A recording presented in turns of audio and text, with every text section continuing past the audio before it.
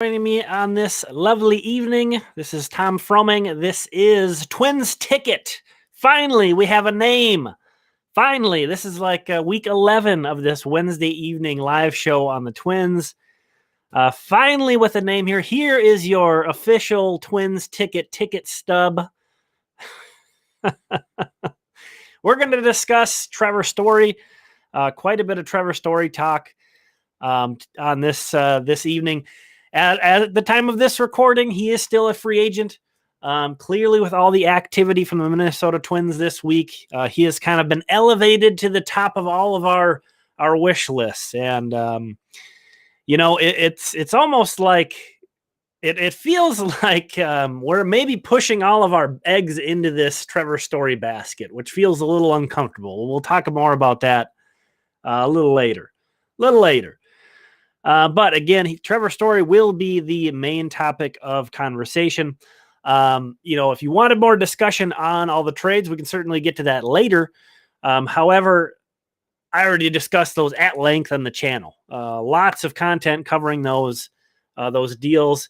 And really, at this point, after the Donaldson deal, that whole New York trade, my analysis right now is like, well, whatever's coming next is what's going to connect the dots. So we'll keep waiting on that for now. You guys in the chat will have to let me know if anything breaks out and any breaking news. Yes. And yeah, I totally agree with this. My heart can't take this. I've been refreshing Twitter like a madman. Same here. You expect any moves that are coming have got to be coming soon because, we're coming up on opening day, rapidly approaching, so they want to get guys in, get guys comfortable. So I'm not able to keep that close of an eye on Twitter during the live stream. So I'm like anxious not having it up. So you guys will have to keep me updated in the chat. All right. So let me bring in some info here. There we go. Perfect. So what we have up here is MLB Trade Rumors, their top 50 free agent list, which was released in November. Just want to really quick, just kind of, one thing I want to mention, I mentioned putting all of our eggs in the Trevor Story basket. And, we look at all these, these mocks that are up here, Polaroids of all these free agents. So many of these guys are off the board. A bunch of these guys signed just today, Schwarber, Bryant, Suzuki. I don't know if that was today or yesterday, but that was really recent. So you've got Trevor Story among this group, Carlos Correa, Freddie Freeman, and Nick Castellanos. I think that's the only four on here. And Carlos Correa, I think he's priced out of the Twins range. Freddie Freeman, I expect him to be priced out of the Twins range. Nick Castellanos is kind of interesting as a potential, DH/outfielder. He's still out there. I've heard no rumors or no reports or anything with the Twins on him, but obviously we've heard Trevor Story, and I wanted to bring this up. I believe he probably 8th or 9th, somewhere in the top 10. I wanted to take a look at what they projected for his contract and just discuss how possible I think this is. Now, this is MLB Trade Rumors. Again, they projected Trevor Story to get a 6-year, $126 million contract. To be honest with you, I don't really think that the Twins would go this far. I think more than anything, the years would make them uncomfortable. So this is just one possible projection here. Let's take a look at another one, Fangraphs. So over at Fangraphs, I believe they had him a little bit lower. Apologize for the scrolling, but he is in the top 10. Might be actually 10th. Yep, 10th. So Trevor Story. So again, we're just kind of getting a range of, where were the projections at earlier this offseason. And Ben Clemens of Fangraphs projected a 5-year, $115 million contract. Now that sounds a little more like something I think the Twins would do. Why would I think that this is a legit option for the Twins when they aren't really a big free agent spending offseason team? That wouldn't be all that different from the Josh Donaldson contract, if we look at it that way. And especially since Trevor Story's 29 when he's signing this deal, Josh Donaldson was quite a bit older when they signed Donaldson to his deal. So that AAV is right in that Donaldson range. So I could certainly see, I'm not sure if this is how much that it's going to get done, because you never know what other teams are going to be putting out offers. But I could certainly see the Twins going to this level. Absolutely. All right. And the first thing I want to discuss in regard to Trevor Story's game specifically, we're going to talk about him as a player. I want to talk about something that doesn't have anything to do with Coors Field. And then we'll talk about some of the Coors Field stuff and how I feel about his home road splits. That was initially going to be kind of my main topic of this evening, but I'm going to pivot a little bit because I saw Aaron Gleeman did a really nice article on that for The Athletic. I encourage you to go check that out. And also Thieris Rebello wrote an article about it at Twins Daily. So some good information out there. We will get to that. I will touch on that. But I wanted to talk first about actually his defense. Because in my opinion, shortstops who can hit, shortstops who can actually hit, actually get their defense underrated. When it's a shortstop who's got a great glove and no bat, everybody raves about his defense because that's all there is to talk about. Okay. Trevor Story, I think, is actually an underrated fielder to a lot of degree. Now, I've got Baseball Savant pulled up here. They have his outs above average is absolutely horrible. If you watched my analysis on Isaiah Kiner-Falefa, you would know that they also had his defense is horrible. And even though Kiner-Falefa didn't really excite me, I still disputed that and said, I don't think these are calibrated correctly. And actually, I found out they are actually going to tweak outs above average at Baseball Savant sometime soon before the start of the season. So I don't know why they seem to disagree with a lot of the other defensive metrics so much. It's weird to me. I'm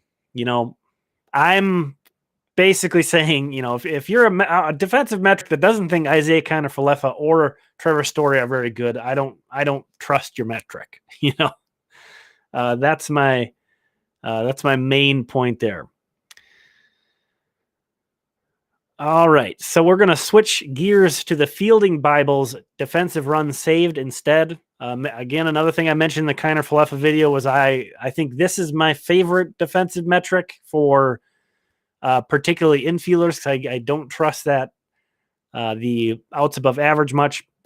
If we look at this, the last 2 seasons, Trevor Story is only behind Carlos Correa. So the second best defensive shortstop in baseball, just behind Carlos Correa. Again, we see him above Kiner-Falefa. We see him above Andrelton Simmons. And again, when you talk about these guys, and J.P. Crawford is another guy like this, you just rave about the glove. Talk about how great their defense is. And I think we can, and Carlos Correa too, I think is an underrated defensive shortstop for the same reason. When you can hit some, it's like you almost get unheralded as a defensive shortstop when you're hitting well, because it's not the only thing people have to talk about with you.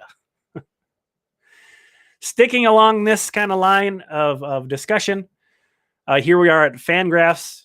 Their defensive metric that they have primary on their fielding page is defensive runs above average.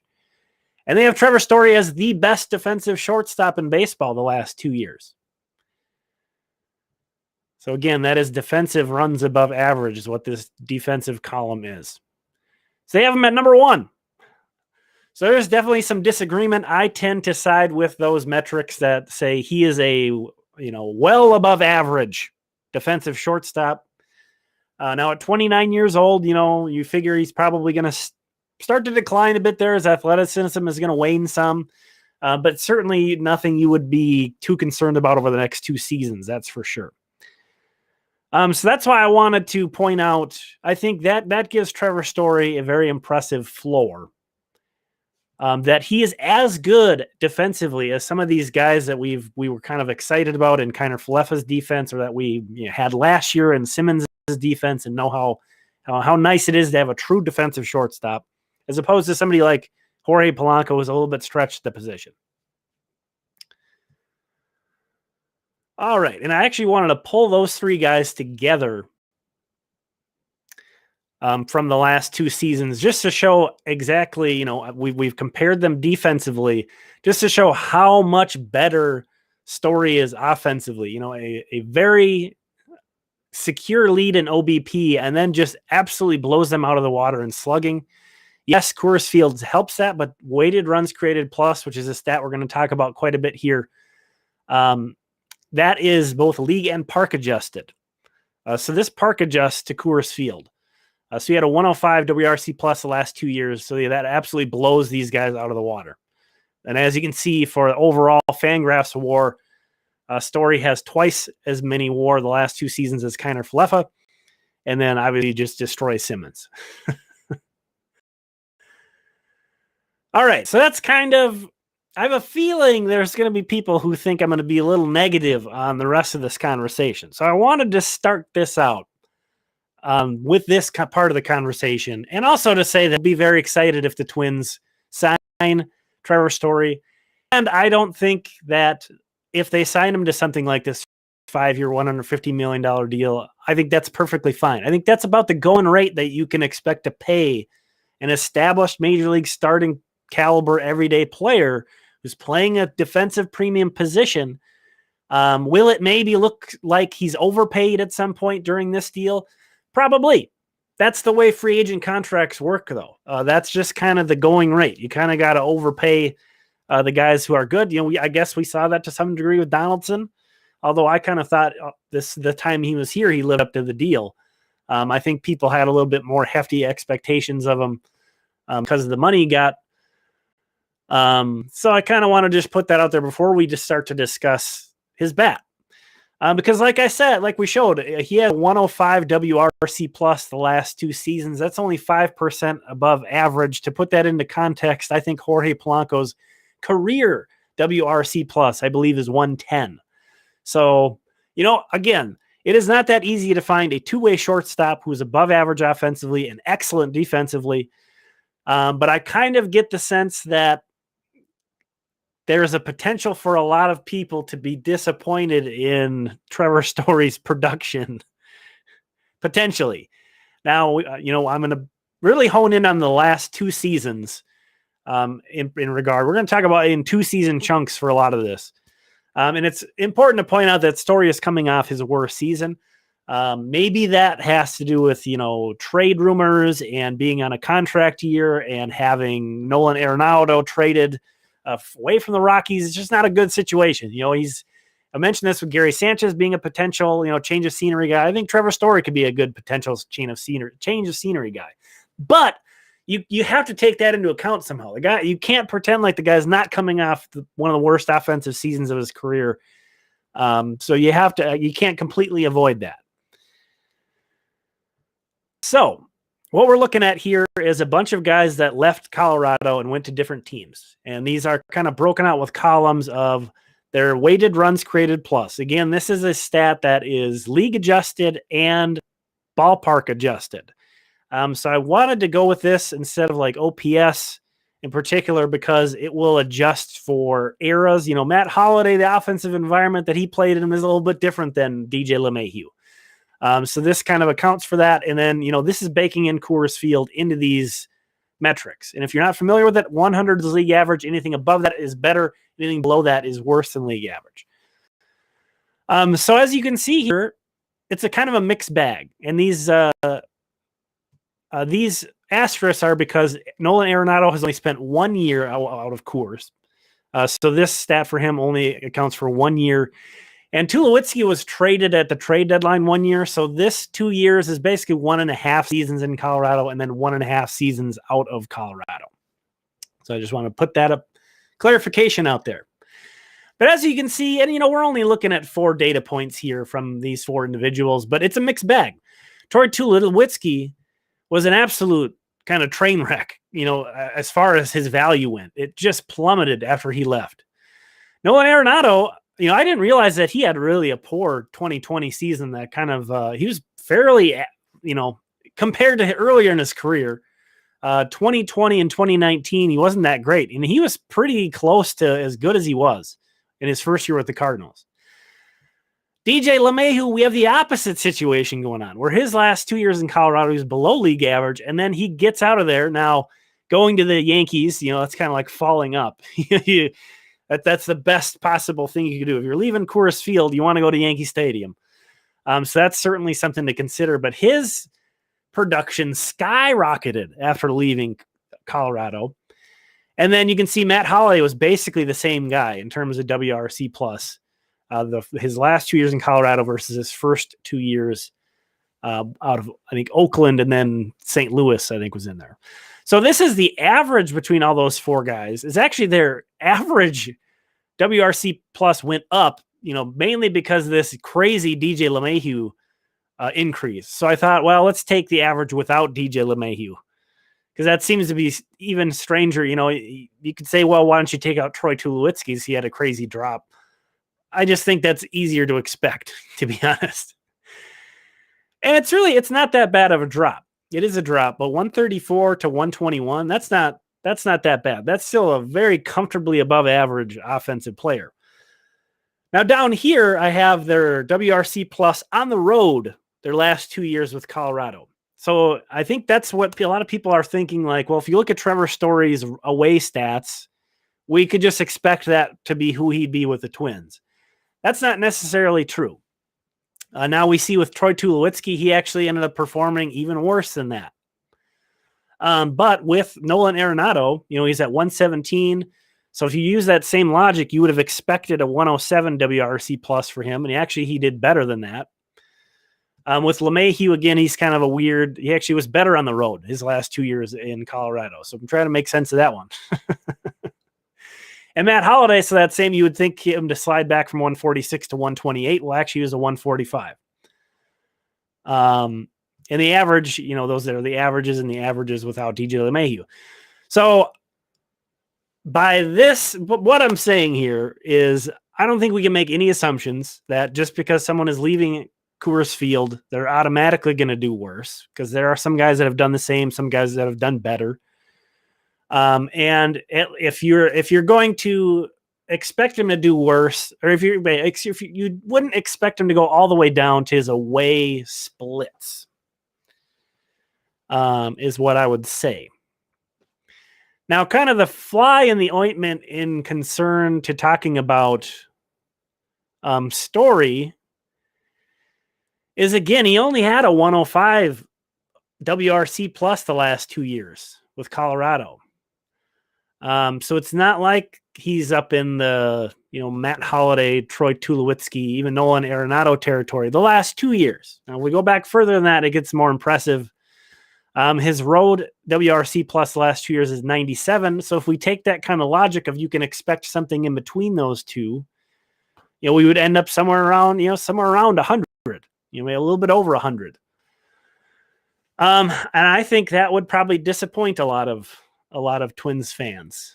But again, I think, and here are Story's career road slash line, 241, 310, 442. I think that would, I don't think I'm often saying that would be disappointing. Now, Jorge Polanco, trying to get you a context of what like a 100 WRC plus slash line looks like at Target Field. The closest I could find was Polanco at a 98 from 2017 to 18, and his slash line was 268, 325, 417. But some considerations I kind of wanted to throw out there as we kind of wrap up this concept is Story is a much better defender than we talked about Jorge Polanco. But again, this guy can really play the position. And Twins shortstops, this is including both Simmons and Polanco. Polanco hit very well when he was playing shortstop, the kind of when he was spelling Simmons. 233, 229, 323, a 621 OPS. That's a 73 OPS plus. And of course, Andrelton Simmons had a 56 WRC plus.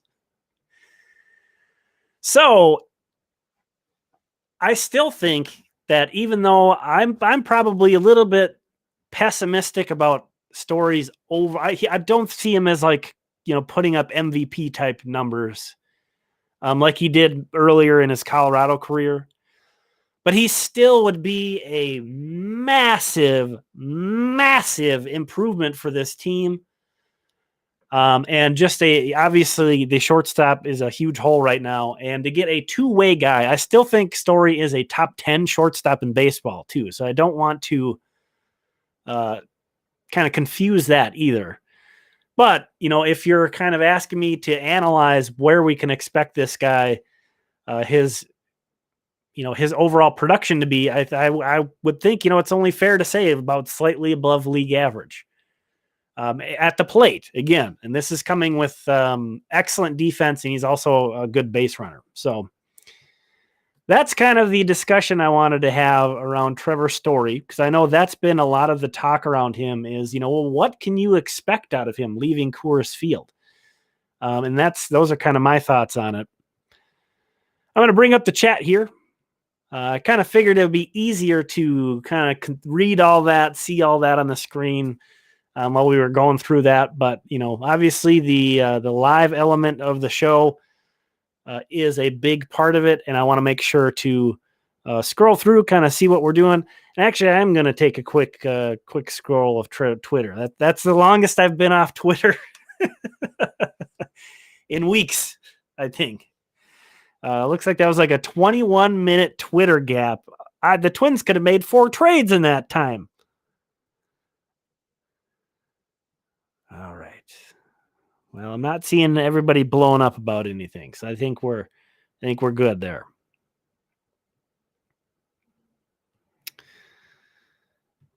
Yeah, Chris Bryant goes to the Rockies for almost $200 million. I mean, good for them. Good for him. Good for them. Not sure, what the plan is there, but sounds good to me. Who, in my opinion, is winning the AL East? I mean, I think you'd have to say Toronto at the moment, but that's going to be a really good division. That's going to be probably a good 4-team race. There's some whispers that Tampa Bay might sign Freddie Freeman, which would be nuts.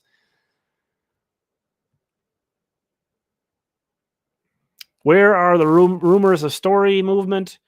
Yeah, there hasn't been any talk. And I think somebody else in the chat threw this out there, so I don't want to steal that before.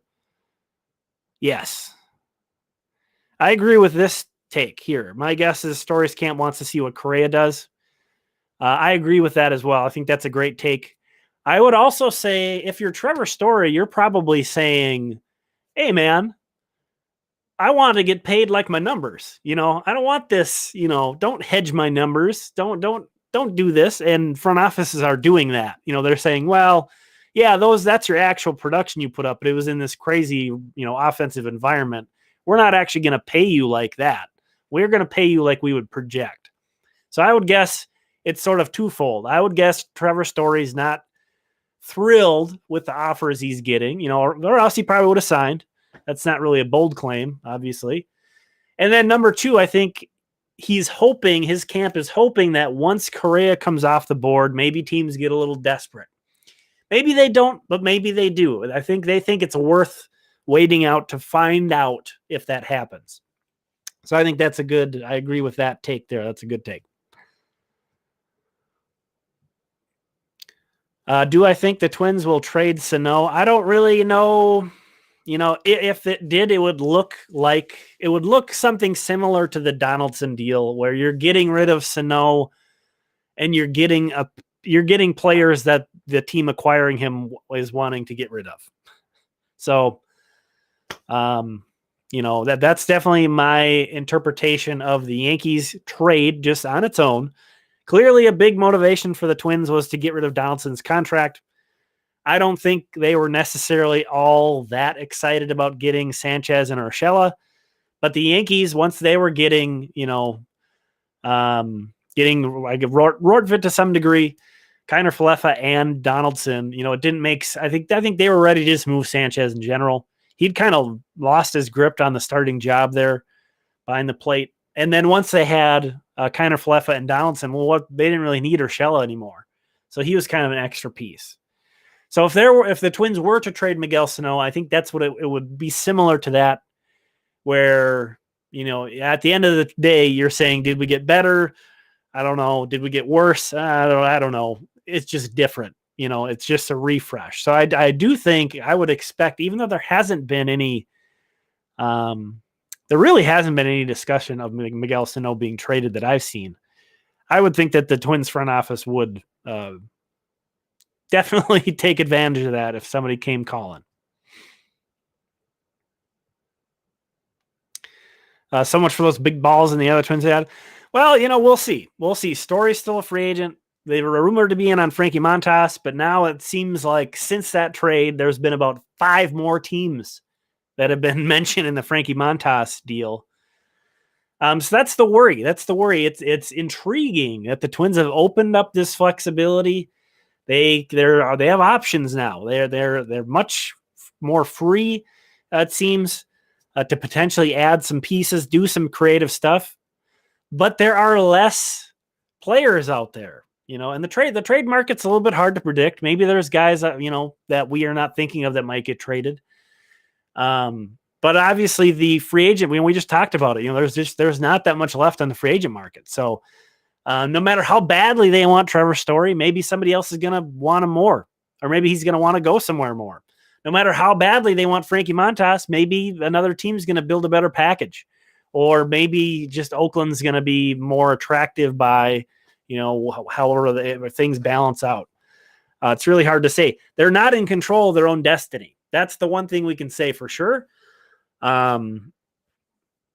So that's uncomfortable. I think that's the best way I could put it. It's uncomfortable. It's intriguing, the situation they're in, but it's uncomfortable. I don't like it. I don't like it right now. It would be nice to see what happens here. Because I would like to. It's hard to analyze anything at this point. I think Castellanos might be out of range. Yeah, I think so too. That would prevent, and also make it a line drive to left field, make it a 4-block. We would see a lot of that. We'd see a lot of stuff like that if Castellanos got signed. If they don't get Story, if Story signs somewhere else, I could see them pivoting to him as sort of a last sort of resort. Not to say that he's like a last resort type player. He's a great hitter. But I think you know what I'm saying, like last guy available on the market type thing. Pardon me one moment. There's something I want to pull up.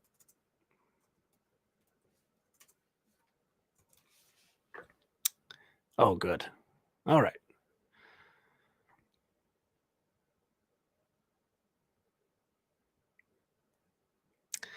Bring in Correa. I just think he's going to get a lot more. And that's based off of the projections, the projections from earlier this offseason for free agency. We looked at Story, and he was in that 110 to 120, 125 range, for overall. Well, most of these outlets were predicting Correa would get a $300+ million deal, a 30+ million AAV. And I don't think the Twins are going to do that. No matter how much room they have, I don't think they're going to want to invest that much money into one player. Now, maybe I'm wrong. I don't know. Who knows? But I would have a hard time seeing that happen.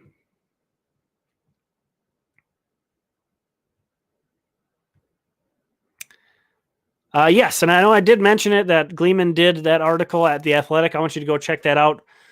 I think I'm even a little less optimistic about what I think he landed on. That Story will probably be around an 800 OPS guy with the Twins. And I mean, we're splitting hairs. I'm only saying maybe more like 780 or more. He definitely has the upside to go way higher than that. There's definitely the upside for him to hit better than that. But if we're just kind of talking about where I would expect him to be, that'd be it. But I think Aaron did a great job in that article, as you'd expect, of hammering on Tulowitzi's overall value.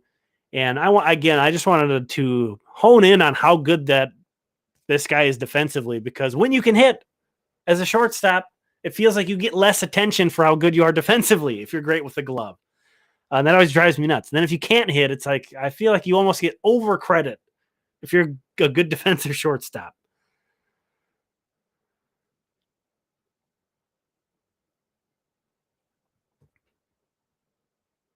Yeah, and that's another thing too. I'm glad you pointed this out and kind of triggered my memory. Because even with that baseball savant outs above average, the metric that I said I don't really get, why it's so low on him.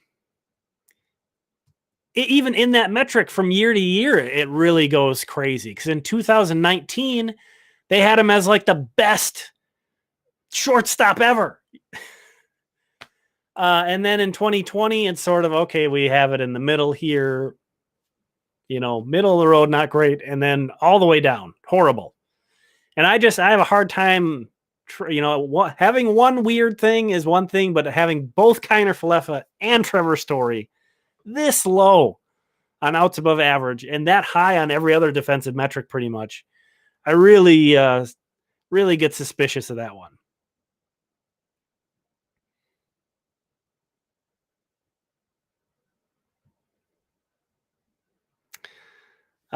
Zane is kind of questioning about spending big on a shortstop.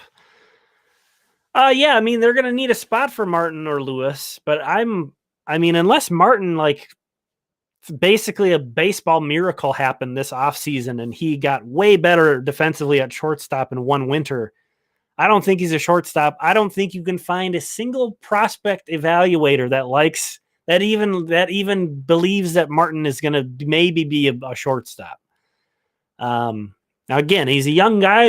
That's possible. Maybe he's going to come out this year and look comfortable there. But I wouldn't make any plans on him. I wouldn't make room for him. Royce Lewis, I think that's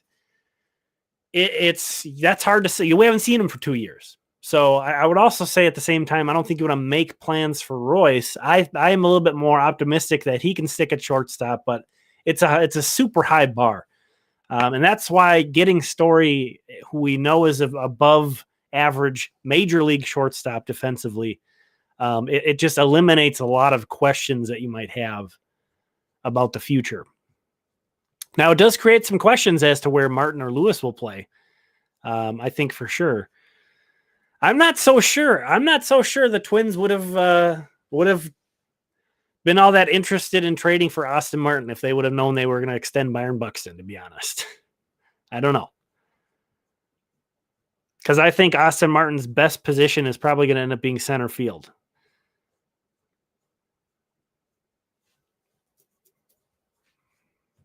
Yeah, and this is always possible too, Jim Bob, that signing Story, if they're going to get Montas, I mean, Oakland, again, we've seen how many teams are interested in that guy. He finished 6th in AL Cy Young voting. He was the best pitcher in the second half in the American League, according to Fangraphs WAR. Number 1 in the American League. So Montas is going to take a haul. So I would expect if you're Oakland and the Twins are calling you up asking about Montas, probably the first thing that they're going to say is, all right, well, we're going to start at Austin Martin. And maybe you can build a package to get him down from there. But, the thing with Royce Lewis is that his trade value is going to be suppressed because he hasn't been out there for 2 years. You'd be selling low on Royce Lewis right now, which, maybe they do. But I think other teams are going to be kind of suspicious of trading for him at this time.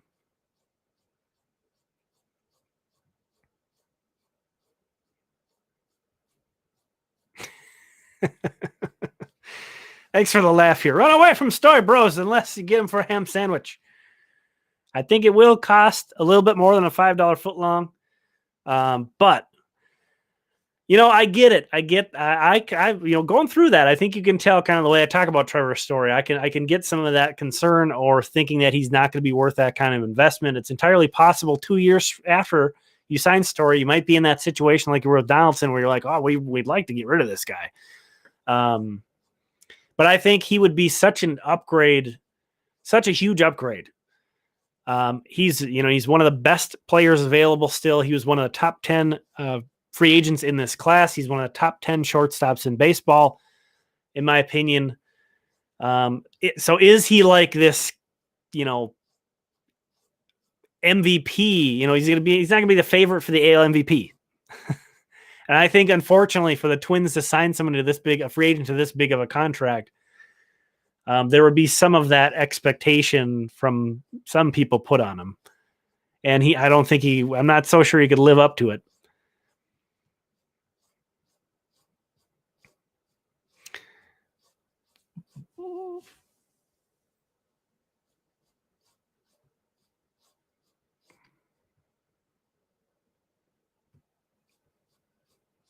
All right, Nick, thanks. Yeah, this might help give some more context. There's a couple things I want to pull up on Fangraphs, so we'll pull this up too.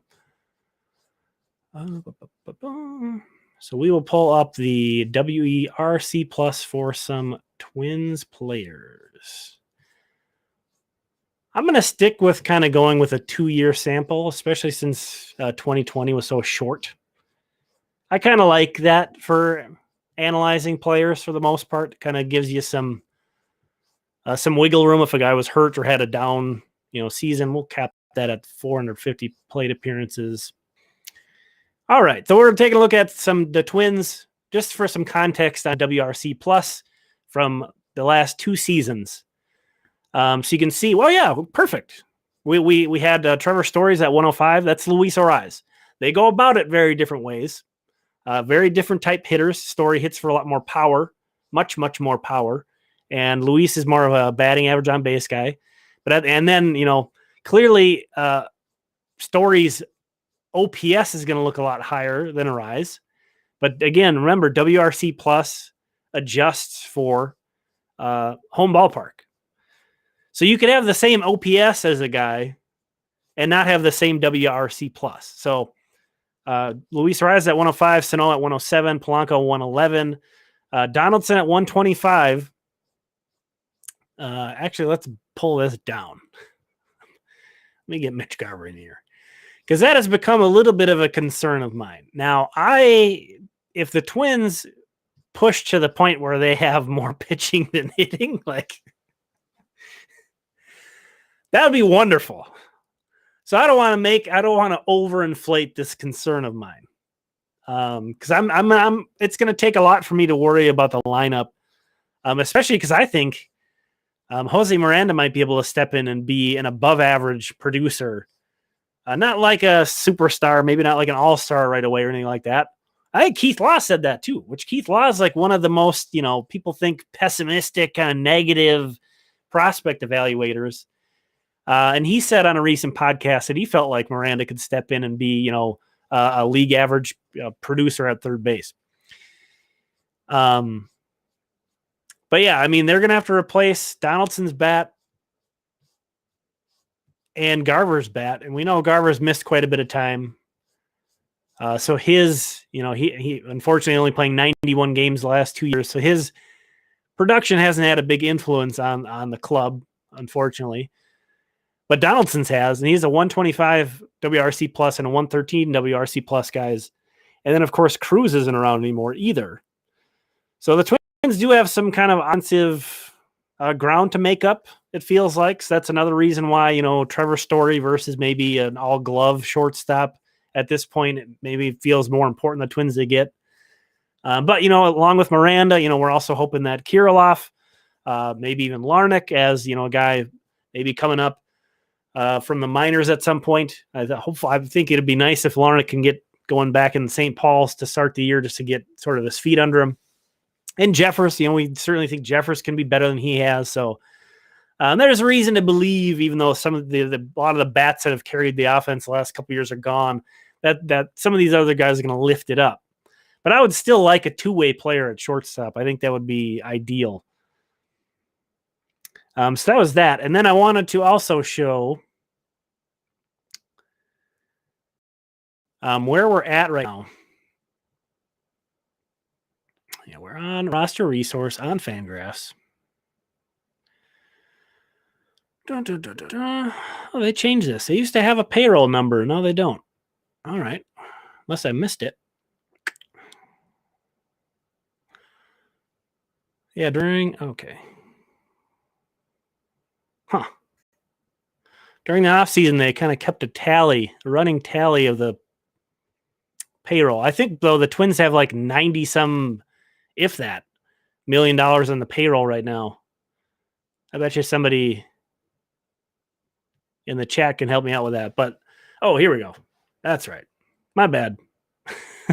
There we go. That's what I was looking for.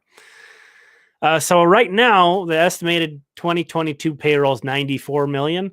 Now, their estimated final payroll last year was $100 million, but I think their estimated opening day payroll last year was more like $130. So, them kind of tailing off and then trading off assets really shaved down the payroll as the season went on.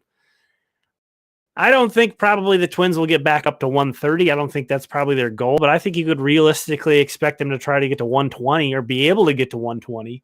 So that leaves a lot of wiggle room. And again, that's cool, but they don't have as much, opportunity to take advantage of that since there are fewer players left out there.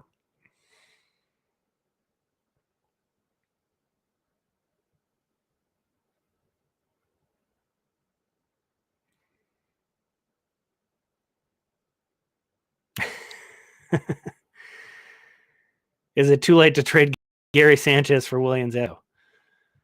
I mean, no. I guess not. I think people really don't like Gary Sanchez. Man, I get there's, he's had some concerns about like his hustle in the past and stuff like that. Dude strikes out a ton. He's a low on base percentage guy. He's not a great defensive catcher. I get it. But I think there's some potential for him to be an interesting kind of bounce back / change of scenery guy. And if it doesn't work, he's only here for 1 year. I don't like that trade. That's why I'm kind of trying to wait to see what happens next to see why the why behind that trade. Because I don't get the why behind that trade, just looking at things as they are. And that trade actually makes me more confused about why you're going out and getting Sonny Gray anyway. So I can't imagine, that this is the off season, and maybe they don't do anything huge like Trevor Story or Frankie Montas. Those are arguably, the best, a couple of the best free agent and a couple of the best trade targets on the market right now. It'd be kind of nuts if the Twins were to get both of those dudes. Not out of the question, but it would be pretty nuts. Dennis, my preference would be Montas. I think he's both better and he has an extra year of team control. Sean Manaea, I believe, only has 1 year of team control. So I think you can, I just prefer guys have at least 2. And if anything, 3 if possible, but we'll see. All right. And I see some other folks already answered that one.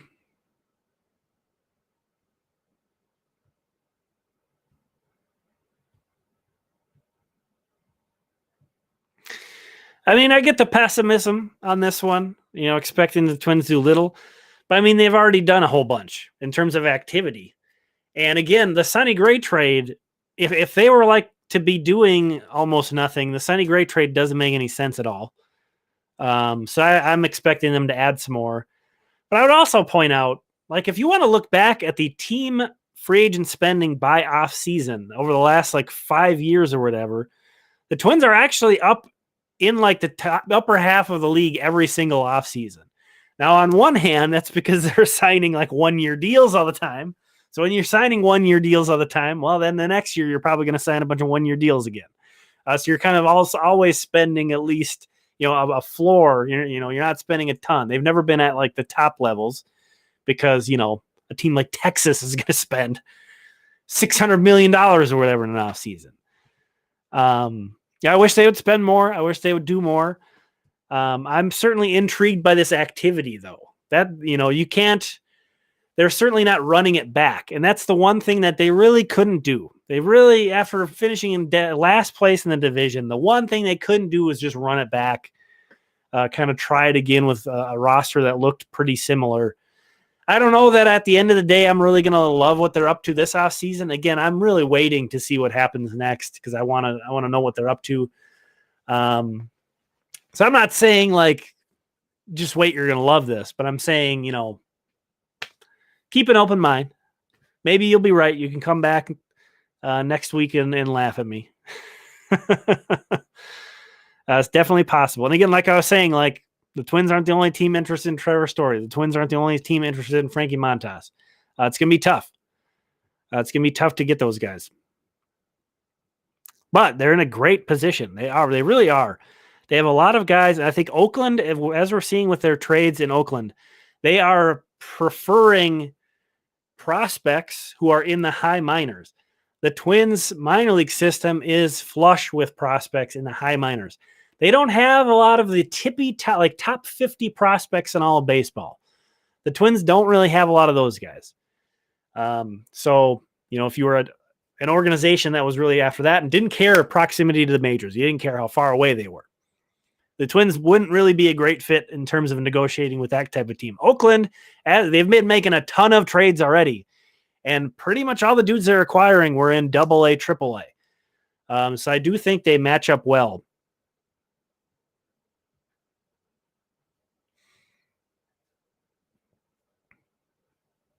Well, yeah.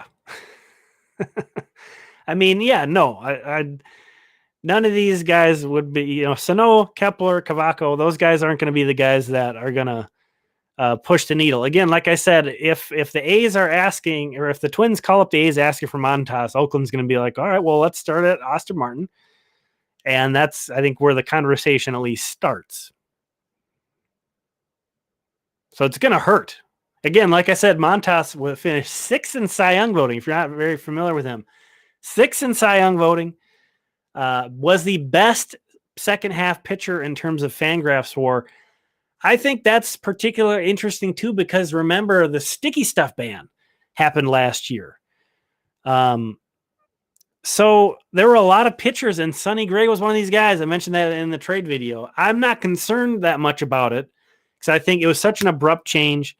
And now I think having a whole off season, guys will have learned, if they were using some kind of substance before, they've had time to figure out like, all right, this is what I got to do. There's so much technology now that you can figure out how to get back to your spin rate using something else, using nothing at all. Maybe there might be ways. So that's not a reason for me to avoid a pitcher if he performed worse after the, sticky stuff, grip, spider tack, substance ban, whatever you want to call it. I think those guys will eventually kind of get their footing. But just that Montas doesn't have that concern at all is only a plus. You don't even have to think about it. He was better in the second. He was better after the sticky stuff ban. Again, the best pitcher in the American League in terms of Fangraphs were in the second half. That's a small sample. But the dude also had great full year numbers. Again, 6th in AL Cy Young voting. It's going to really be painful. It's going to really hurt if they try to acquire Frankie Montas. But if you get him in and you've got Montas, Gray at the top of that rotation, you're not catching the White Sox with that. And let's throw a Story in there too. I still don't think you're catching the White Sox, but you're definitely in wild card territory. Absolutely. I think right now most of the projected standings that came out have the Twins around like 500. Which means they're like 8th in the American League. I think I broke it down in most of them.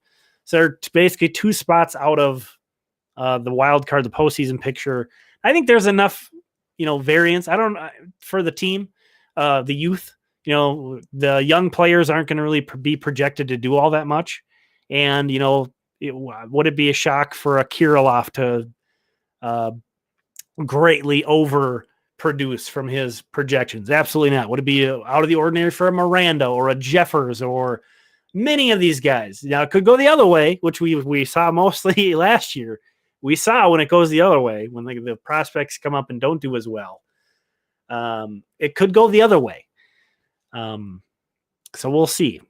As this team's currently constructed, I mean, I don't really see a path to contention. But again, I also don't see any reason to think this is going to be the opening day roster at all. They're running out of time, though, running out of time.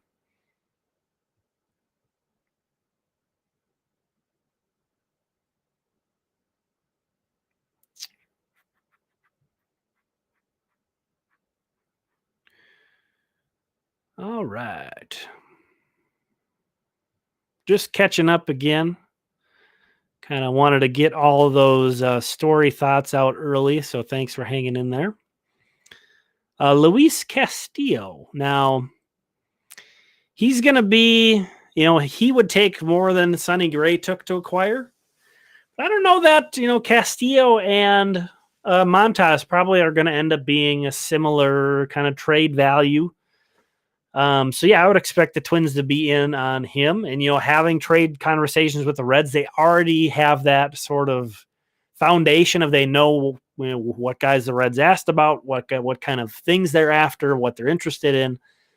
So yeah, he could certainly be a guy that the Twins pivot to. We talked about maybe the crazy idea of, hey, if the Twins don't get Story, they could just pivot to Castellanos. That's a way that they could allocate those funds. If they don't get Montas, they could certainly pivot to Castillo. And he was another guy. Speaking of guys that pitched better in the second half last year, Castillo also pitched much better in the second half than in the first half last year. So that's kind of an interesting note. Yeah, Male was another name. Say the Reds say they aren't trading him. We'll see. I mean, the Reds have traded a lot, and maybe they were trying to get down under a certain dollar amount of their payroll. That's entirely possible. Well, let's check this out. Well, I've got this up. What is the Reds' payroll? My goodness.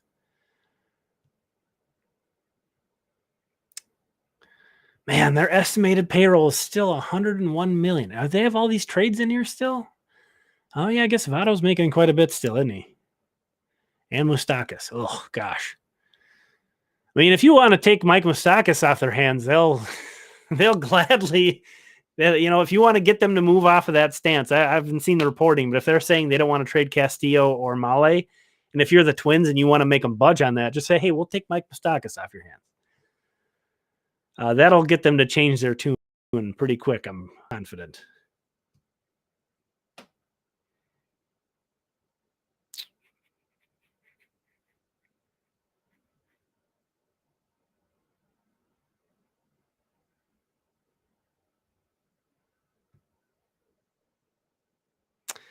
This is completely random. What would the asking price for Jared Kelenic be? I don't think a team like Seattle would be interested in trading a guy that young, that cheap, and that projected to be that good. I don't know. Austin Martin? No, I don't even know if that would do it. I think you'd have to give him more than that, probably. Yeah, Austin Martin and more. A lot. I don't know. Love Sanchez. Let him appreciate Minnesota while he's here. Cheer for him. He seems like a good guy. That's the thing that's really thrown me off about the Gary Sanchez hate is I think it's all baseball. Like, it's almost like people are so against Gary Sanchez. Like, I almost assume like he must have some kind of off the field thing that I'm forgetting about that I don't remember. But I've tried to find it, and I don't think there is anything. I think he's a pretty good guy. I think a lot of Yankee fans really got fed up with him, but actually there was a lot of positivity too. I was actually kind of surprised by it because I'd only really seen the kind of nastiness directed toward Gary Sanchez by Yankee fans. So it kind of took me a little off guard at how much positivity and how much goodwill that a lot of Yankees fans showed Gary when that trade came through. I don't, I know him as a baseball player. I don't know a lot about him personally. But I mean, I think I think he's going to be a frustrating guy, but could be that the Twins can unlock him. And maybe just, we mentioned the change of scenery thing. Sometimes that's maybe a little bit overrated, especially a guy like Sanchez has been around for so long. You don't have to worry about, he's a professional. And I wouldn't worry too much about those things getting to him, like the big stage, whatever you want to say about New York. But even just simply if the Twins say, you're only going to catch 25% of the time, you're DHing the rest of the time, that alone could sort of unlock some of that offensive potential that he showed more earlier in his career. He was a monster early on there for a minute.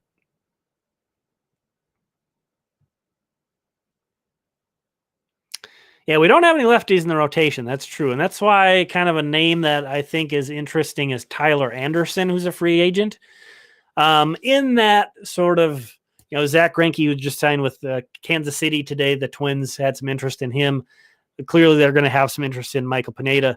They've also been rumored to have interest in Johnny Cueto.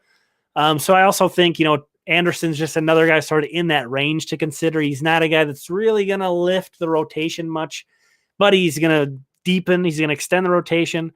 And he's a lefty. So I think that's a name to consider. I don't think you necessarily need a lefty, but I think if all things considered, you would want a left-handed starting pitcher in your rotation if possible.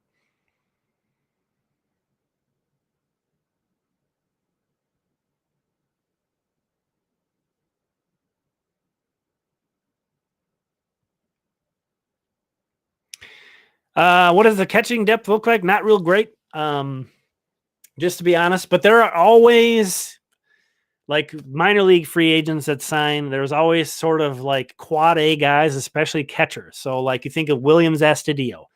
Williams Astudillo signed a minor league contract with the Twins. He comes up and he didn't catch a ton, obviously, but fills in that gap of some catcher depth.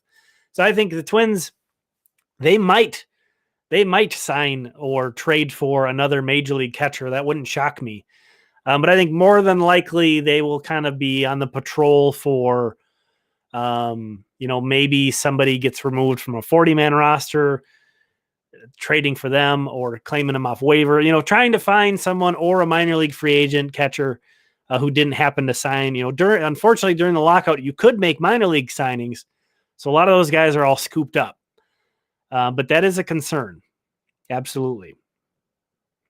That's kind of another thing that, I didn't want to discuss much now or yet because we don't have the final picture, but it kind of feels like through some of these trades, there's a lot of 40-man roster spots being taken up too, which you don't want to make all your decisions revolving around that. But I think that's part of why Ronnie Henriquez was available with Texas. He was on the 40-man roster and he's only 21 years old. So you don't really expect him to be giving you anything at the major league level probably this year.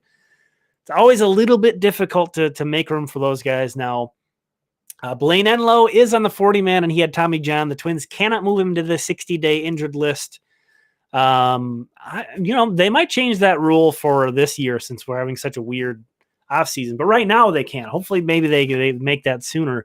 And then that'll open up a spot. But right now they could be kind of a little bit scrunched on the 40-man. Again, that's not really anything to be too concerned about, but it's something to keep in mind.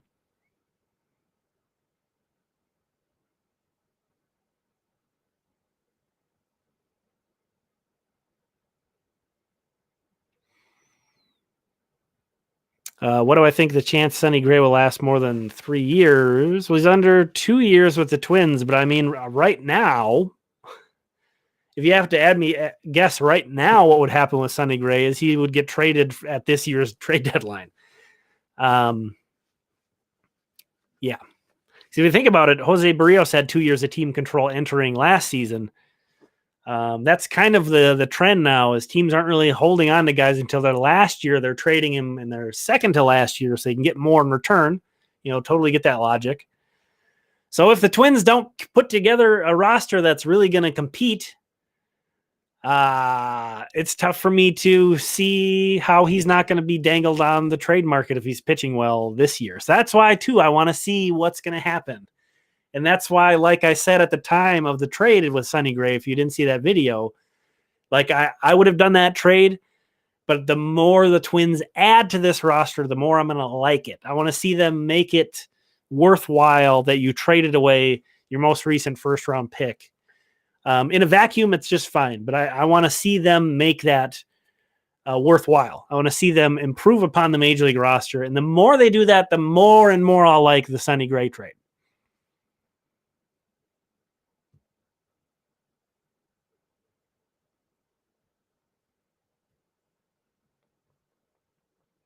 Ooh, that's a great question. I think Carlos Correa will be signed before opening day.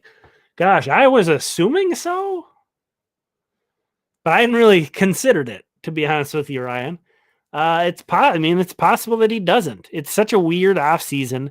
He is literally the top dog on the market. So, and it really, if you look at his performance last year, it wouldn't really make sense for him to sign one of those pillow contracts where he tries to build his value and then re-sign next year.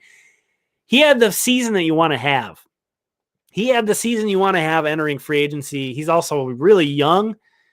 So I don't think he would want to take one of those, maybe 1 or 2 year deals with options or whatever. I think this is the time he wants to get his big contract. And if he doesn't get it, if he's not liking what's out there, I mean, it's possible he could be still available past opening day. Who knows? It's that's kind of the fun of this off season. It's so weird. It's so different. Who knows? All right, I think I'm catching up with all you guys here.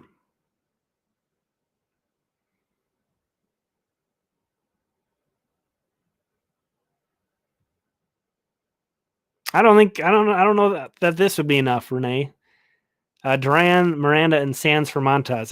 It's very hard to predict what they would be looking for. I mean, if they love Miranda as much as I love Miranda, it might be. But I don't know. I'm higher than Miranda on anybody, so I'm kind of a tough one to ask on him.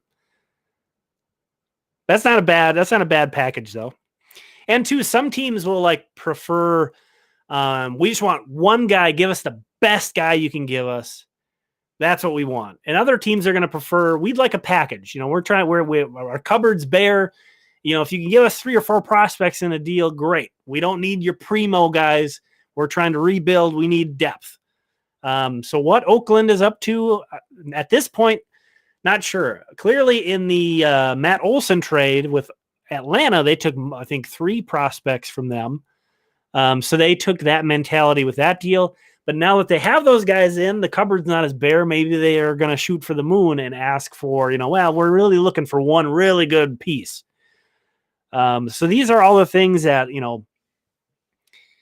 it's impossible to know. So that's what's always kind of frustrating too about this scenario we're in right now, where the impact guys in the free agent market are so thin, but anything could happen in the trade market. It's just so hard to analyze, what's going to be, who the other teams are going to want, all those things like that. Yeah, I mean, right now I would agree with that. The Twins are worse at 2 positions than last year. I mean, it might be 3. It might be 3. So, and that's why, we're kind of having that wait and see mentality. I don't think you make that Josh Donaldson trade and that's it. Because if that was the case, I don't think you would have done the Sonny Gray trade. It just wouldn't have made any sense. Now, of course, that would happen before. Gosh, I would hope that they have a little bit more long-term outlook than that. Yeah, we'll see.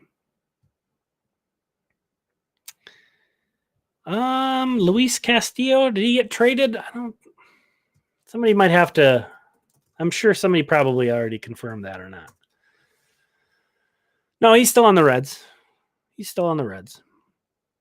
got to watch out on Twitter. I'm telling you, watch out for the fake accounts. I almost got. I saw a report from a fake MLB Trade Rumors account. I think that was Trevor Story signed with somebody. I was like, oh no, and I was almost going to retweet it. I was like, oh, hold on. Is this the actual MLB Trade Rumors? And I clicked on it. It was a brand new account with 1 follower. Oh, okay.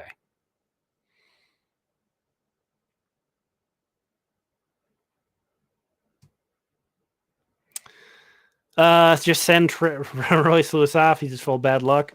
I'm not anti-trading Royce Lewis, but I think it would be kind of foolish to trade him right now. I think his value is just added to the absolute lowest right now. So yeah, that's why I wouldn't love to trade him away. At least get him out there and show teams you're healthy. I don't really buy that.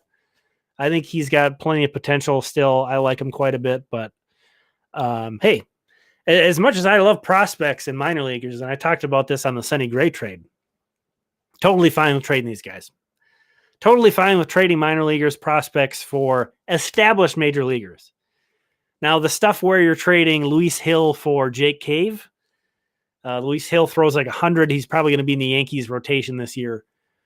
I don't really love that.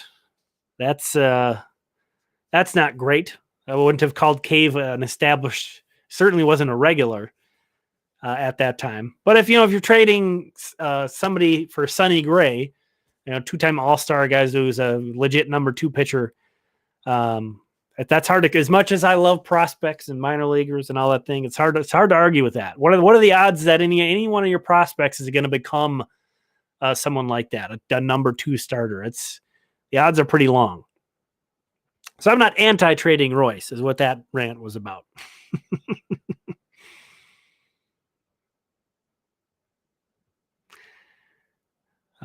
Cool Mad Mike, trade deadline Twins buyers. Yeah, I mean, if they get off to a good start, could be. So that's the thing to remember too. Like, they don't have to get all the way there during the off season. They can get within striking distance during the off season, and then hopefully create an avenue in which they could add at the deadline. Right now, though, I'm saying as the roster is currently constructed, I could more see them as sellers, but we shall see.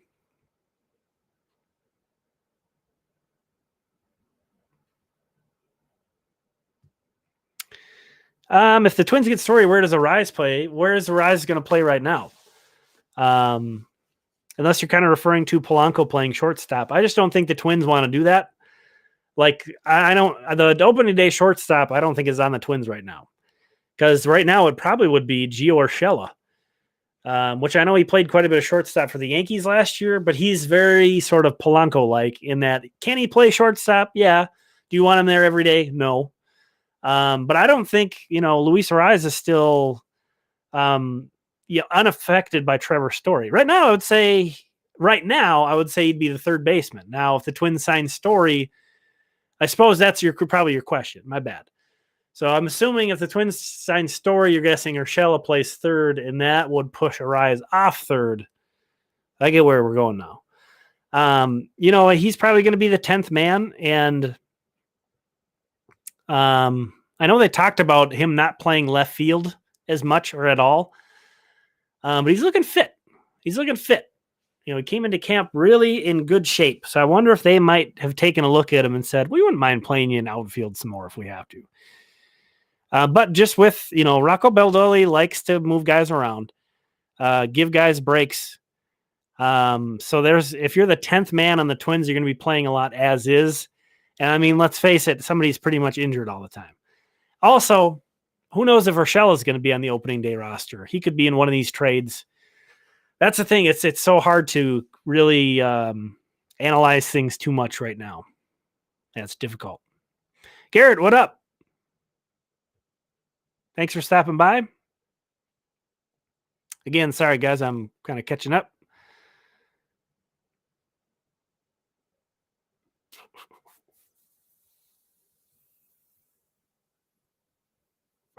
Sign Kenley Jansen.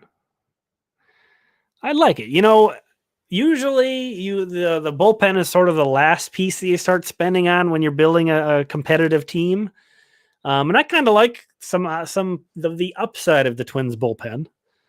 But I mean, if that's one of those scenarios where, again, if like they didn't get Story and they have this payroll flexibility left, yeah, sure. and Jansen's still out there, do it up. That would be fine with me. It ain't my money too. And the Twins could use bullpen help. I was actually kind of impressed with Jansen last year. I think he kind of had a renaissance season. I think he's like 34 now. So he is sort of coming in the tail end of his career. I think you are less concerned about that with a reliever than you would be most other guys.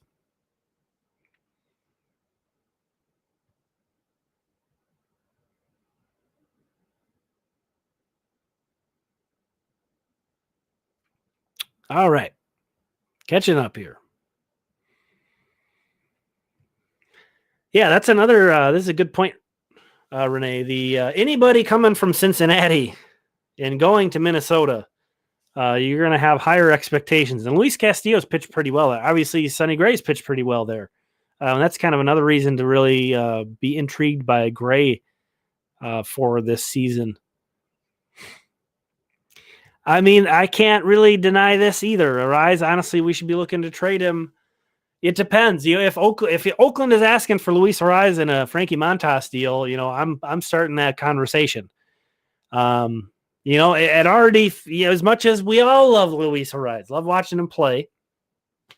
And again, like I said, he's looking fit. I don't know if you've seen the pictures at spring training yet of guys reporting. He's looking lean.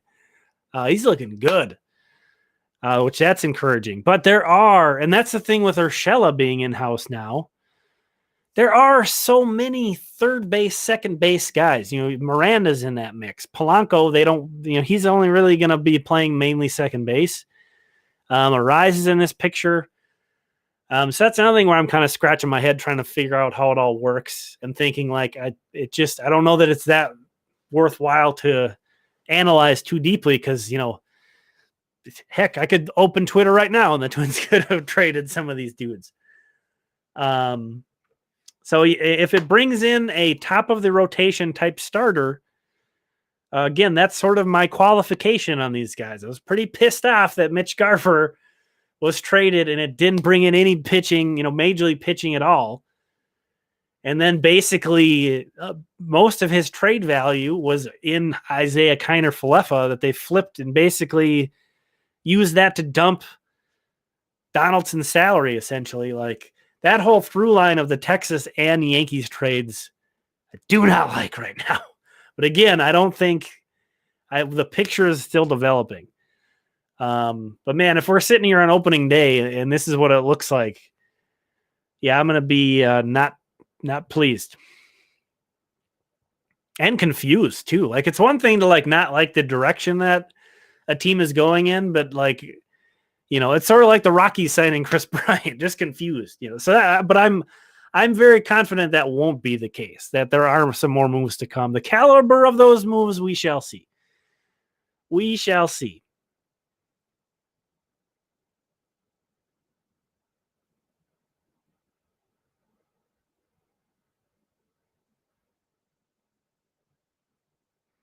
Ooh, this is a good question from He Gabriel. Ooh, this is the we're getting down into the real stuff now. I don't know if we'll be streaming too much longer, but we got to the real nitty-gritty.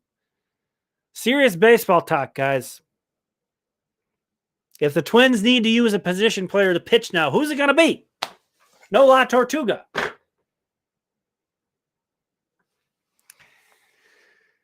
Oh, man, that's a tough. I'm going to say Urshela. Maybe. You wouldn't want to use a guy that plays a lot, though. You would want it to be a bench guy. Nick Gordon. How about that? Nick Gordon. Super ultra utility. He's not only going to play the infield, the outfield, we're going to have him pitch when we need him to pitch. How's that? Might as well get him fitted for some catcher's gear, too, while you're at it.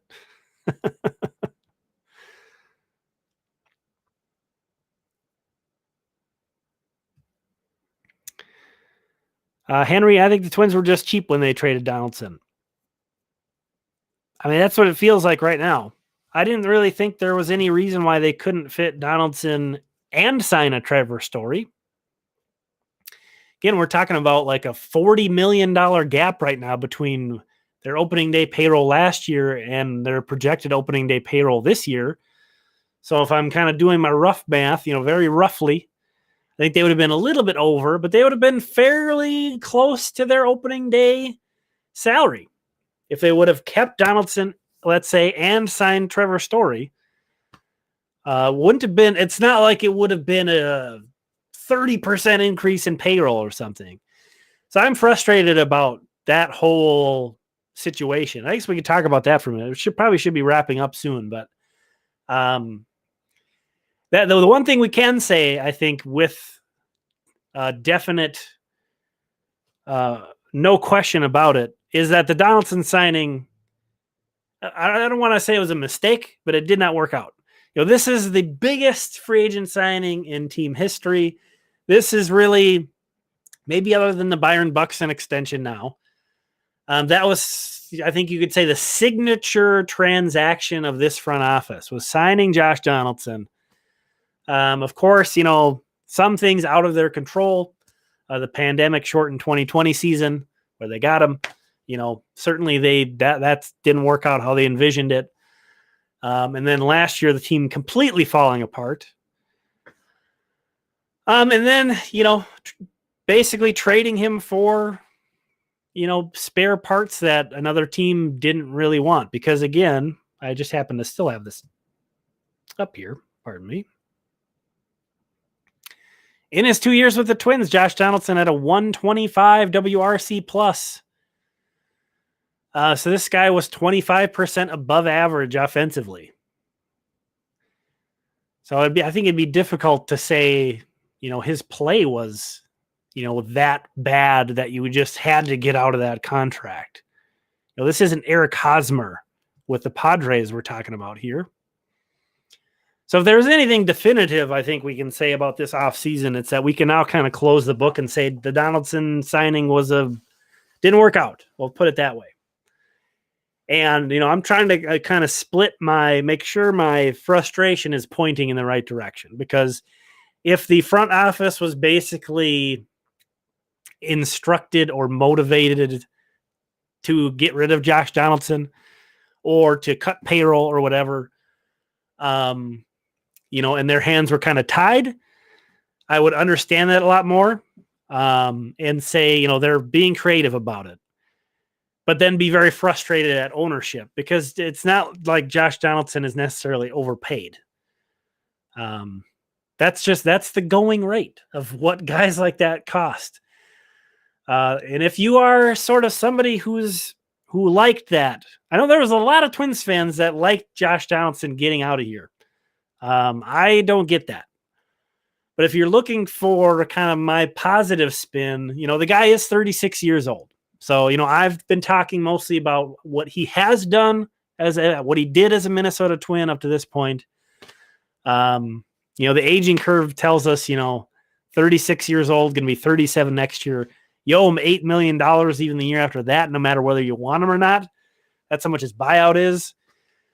So you could see it really going downhill, and he's been a guy that's injury plagued as well. So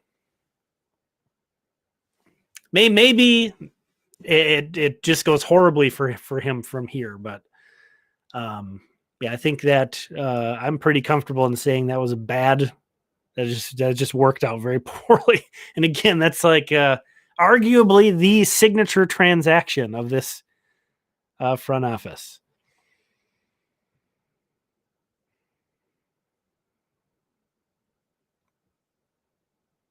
I think we had most of... The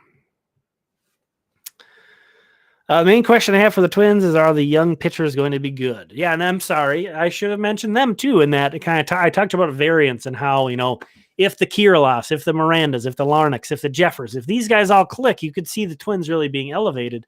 Same thing on the pitching staff. If Bailey Ober continues to pitch well, if Joe Ryan continues to pitch well, then they're joined by Josh Winder and he pitches well. There's multiple guys in the bullpen I could see kind of really establishing themselves and being intriguing pieces. Guys who were starting pitchers in the minors. I wouldn't be at all shocked if a Drew Stratman comes up and really shows well. Chris Valamont, guys like that. It wouldn't surprise me at all. I think those are the kind of guys that are going to start being shifted into bullpen roles. And yeah, there's other guys beyond that. There's other guys in the high minors that could also come up and make impacts. Pitching is always really difficult to predict. I talked about this with both Ober and Ryan. I think a lot of people are just assuming they're going to keep progressing. And I think that there's no reason to believe they won't, but there are so many examples of guys that come in, are really good for a year or two, and then kind of the league figures them out or whatever. Sonny Gray, actually, while we're on the subject, Sonny Gray is a really great example of a guy who came in and then by 25 was looking like one of the best pitchers in baseball, and then really sputtered out for a few years. Really struggled to get back to that, top of the rotation type starter. And then he's got to that point. So it's very difficult. It's that cat and mouse game of, once the league figures you out, you got to adjust back. And some guys are better than that than others. So we'll see with Bailey Ober and Joe Ryan. Obviously we're hoping. We're hoping.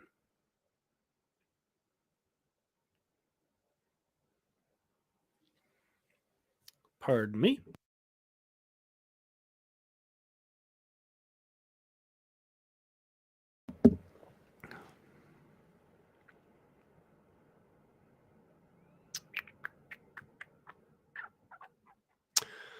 What's the max you give up for Montas and Manaea together? That's a great question.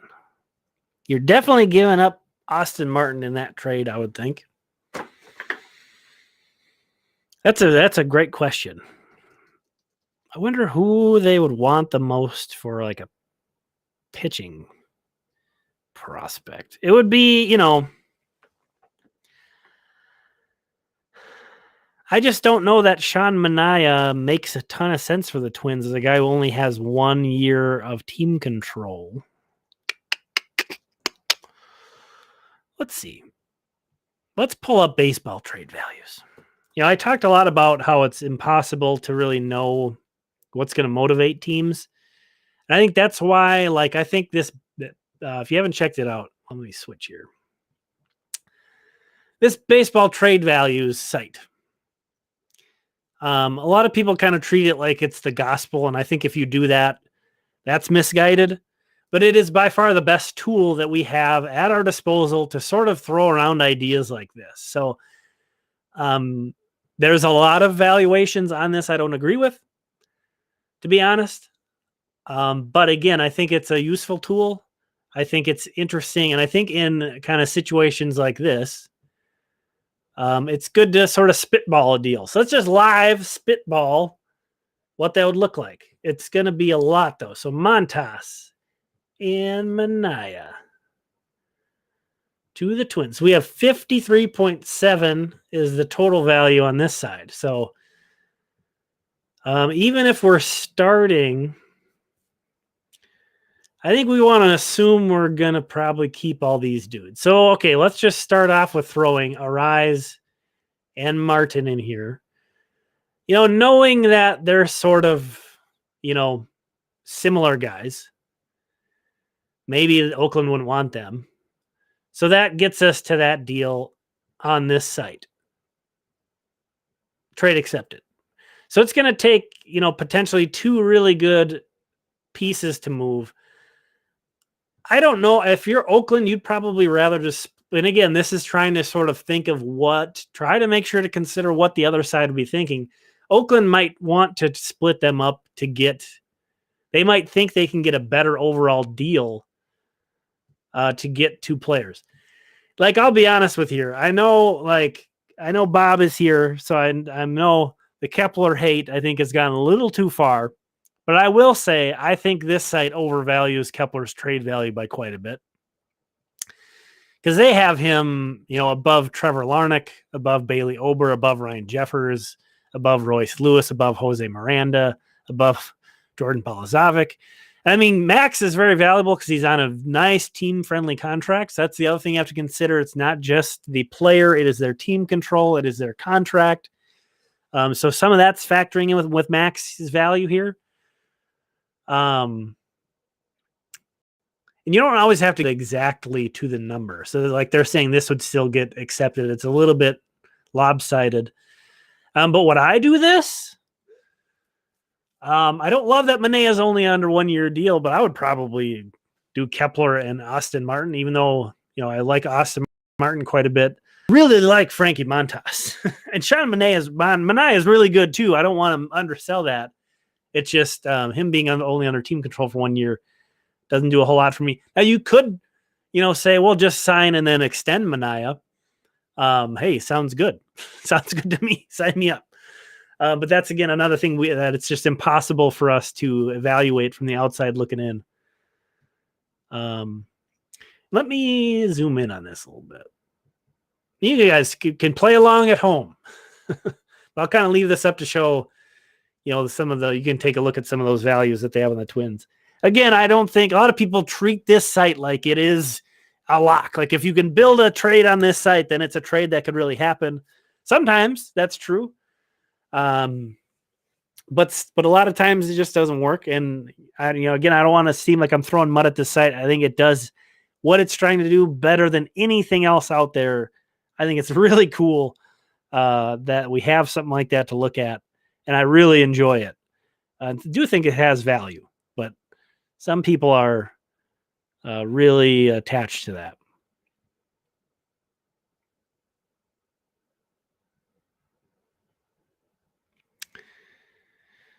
All right.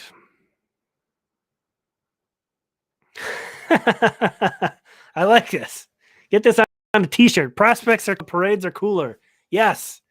Yes, absolutely.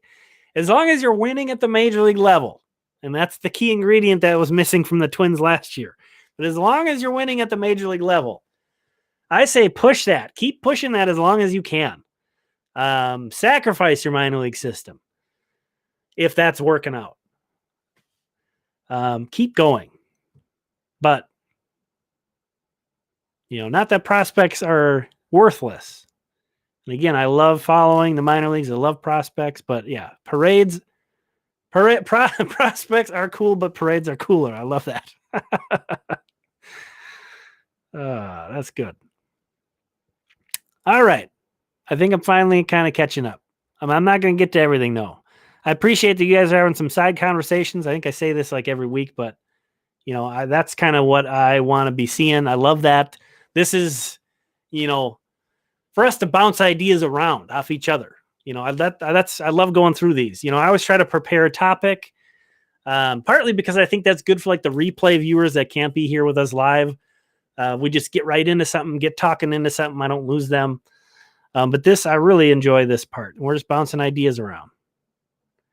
And I'm always like learning and thinking of new stuff too when we do this stuff. So I love it.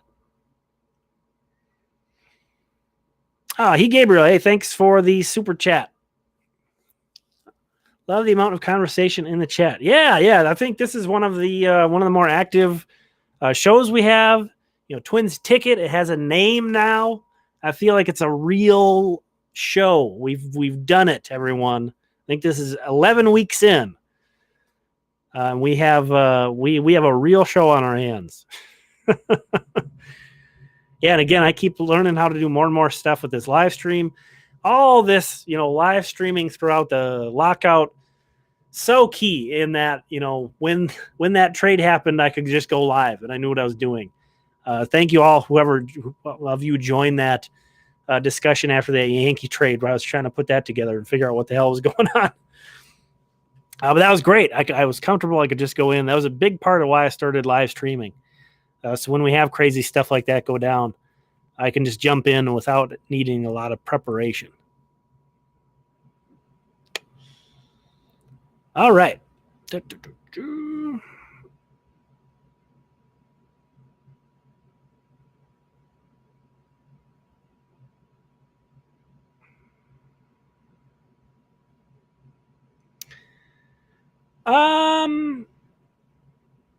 Yeah, let's see here. Benjamin saying Buxton's value is super low.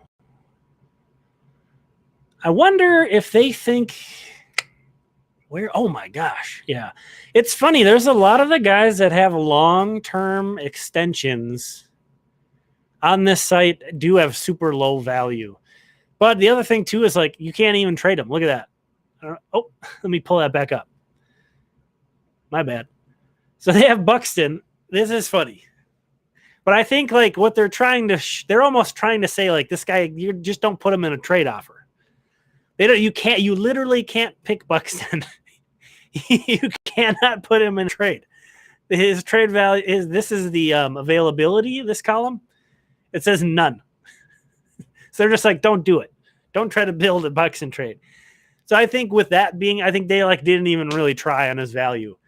But they seem to really consider long deals very risky on this site. But yeah, 3.7. So he's slightly less valuable than Randy Domnack in a trade. Again, I feel bad kind of poking fun at this site because this is like an impossible thing they're trying to do. And I appreciate that it's a thing. But you got to have a chuckle at that, to think that in a trade, the Twins could get more for Randy Domnack than buying Buxton right now.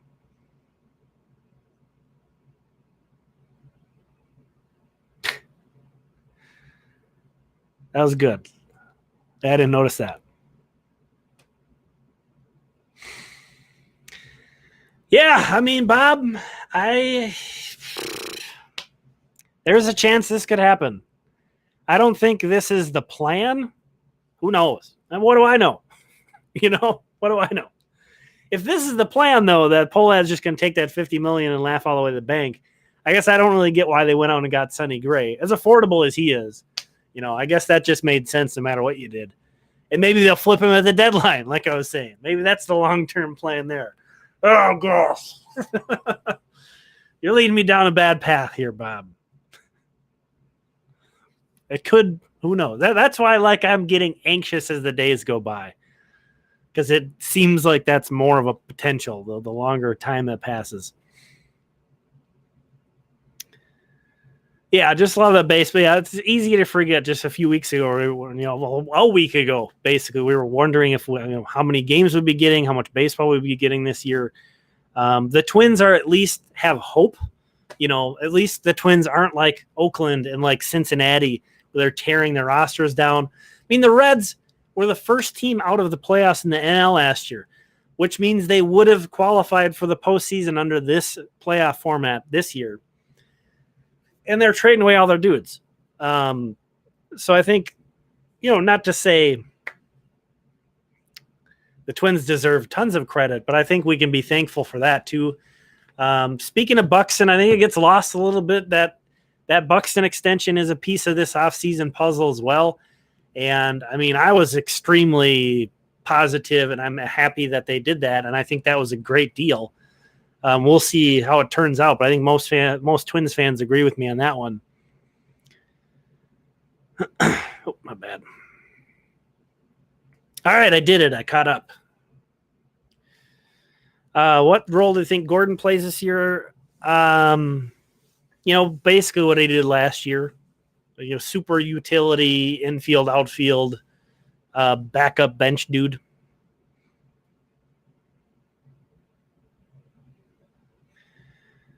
I think you're referring to Sano's trade value on this. MLB trade value is a -9. Let's pull that up. Yeah, and I said, any kind of trades for Sano, it's going to be like you're going to be acquiring kind of another piece that team you're trading with doesn't really like. So, yeah, they have them at -7.1. So, yeah, Sano. I think Sano is more valuable to the Twins on the Twins and in a trade, to be honest, because he's another one of those guys, if you think about it, who's a super high variance player. Gary Sanchez is too. Like, we've seen Miguel Sano look like he's never hit a baseball in his life for long periods. And we've also seen Miguel Sano hit like an MVP for like a month. So if you're the Twins and you're thinking like, we're kind of middle of the road, we're not in a position where we're the division favorites. We're not any kind of like a World Series favorite by any means. But hey, we have enough of these guys where if it all clicks, some magic could happen here. And I think Sano is one of those guys. Am I going to bet on that? Hell no. Hell no. Same with Gary Sanchez. But the possibility is there with those guys. They've done things like that in the past. So I honestly do think kind of Miguel Sano is more than likely more valuable on the Twins to the Twins in a trade, because you're just going to be getting the Miguel Sano equivalent of whatever. I don't know, what kind of teams are going to be looking for him anyway.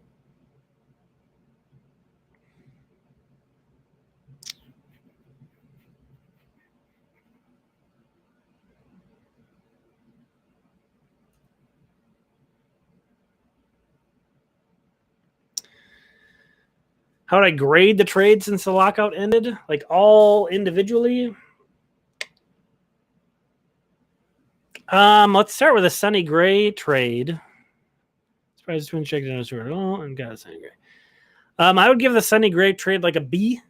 And I think if they have a better offseason, I could elevate that even higher to an A. Chase Petty's a guy I'm pretty intrigued by, but there's a lot of differing opinions on him from people who are much smarter than I am. Some people see a lot of potential. Some people don't really think he's going to count to much. And the profile that he has, high schooler throwing 100 miles per hour, that just hasn't worked out for a lot of guys. A lot of guys just their arm blows up or whatever. I think he's gonna make it, but it might be as a reliever, and then you're not too worried about that. Very easy to find bullpen guys. But like I think it's almost easier to think about that trade if you don't even think of Chase Petty, because he's exciting when you think about him. If you just think about if the Twins traded the 26th pick in the first round, which in baseball, it's very difficult to get any, it's such a crapshoot in the draft. To trade that for a number 2 starter, I can't complain about that. So I like that trade. The Mitch Garver trade I hated. And I kind of like Ronnie Henriquez. I really didn't like that trade because I felt like if you're trading Mitch Garver, it has to be addressing the pitching staff. I still feel like that, even though they got Sonny Gray, there's still pitching deficit. They still need pitching. So to trade Mitch Garver and not get established pitching out of it was very frustrating to me. And then essentially you took most of the value that you got in the Mitch Garver trade and Isaiah Kiner-Falefa and continue to not get pitching. And you flipped him with Donaldson and Rortvedt, who I think is more valuable than most people think or realize. The Twins have been kind of spoiled with Garver, Jeffers, and Rortvedt coming through their minor league system. Most teams don't have that kind of young catching talent.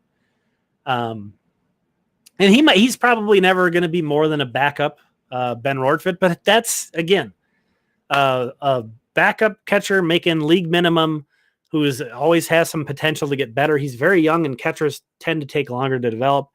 I hated that trade as well. And I'm somebody who can see sort of the more positive aspect of Gary Sanchez, or the upside, we'll put it better that way. But Gio Urshela is, he's doesn't really move me a ton, but he's intriguing. He's a good fielder. Hit well in 2020 and 2019, but kind of fell off last year. Doesn't, certainly to recuperate from losing Donaldson and Garver, it doesn't do enough. So I don't know if I didn't really give grades. They'll get H's. Hate that. So that's that's what's going to come out of me if you want me to analyze what's happened so far. So that's why I am kind of trying to wait to see what the overall plan is. Because if they, add a Story and add a Montas, I might be able to sort of see like, okay, maybe that whole Texas, New York trade situation makes more sense. The Gray trade I will like even more as they improve the roster. So it feels a little unfair to me to really unleash a lot of my frustration on this so far. And again, I don't want to lose sight that the Byron Buxton extension is also a picture in this offseason. And I loved that. But I think we've reached the longest stream. Stream has a name, Twins Ticket. We've now reached the longest episode, I'm pretty sure, so far. I want to thank you all for joining me. We're going to continue to do this every Wednesday at 8:30 p.m. Central Time. Come on back next week, and we'll talk about, I'm sure there's going to be stuff to talk about. Absolutely. We made it through all those weeks of the lockout with nothing to talk about. So I'm not worried about us finding another hour plus to occupy. Again, appreciate it. If you have not yet, please subscribe to the channel, and we will talk again soon.